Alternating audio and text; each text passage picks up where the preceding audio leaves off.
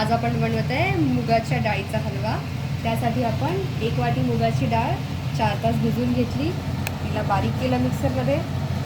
Dry fruits बदाम, काजू, पिस्ता जे काही यूज करायचे तुपामध्ये त्याला थोडं फ्राय करून घेतलं। आणि आता कढईमध्ये भरपूर तूप घेऊन त्यामध्ये 1 चम्मच बेसन आणि 1 चम्मच रवा याला थोडं 5 मिनिटं गरम करून घेणार। आणि आता यामध्ये टाकणार आपला मुगाच्या डाळीचा पेस्ट।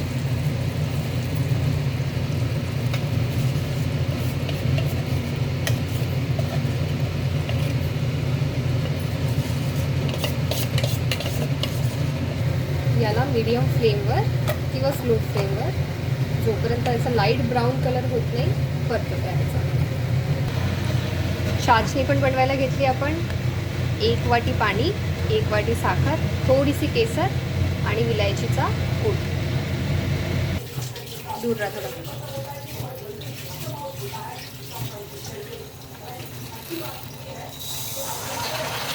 चाशणी आता आपण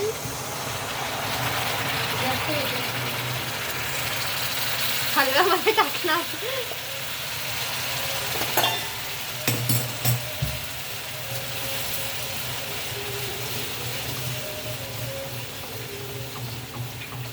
ही चाशणी आपण आता हलव्यामध्ये टाकली आहे आणि याचा टेक्स्चर चेंज झालेला आहे।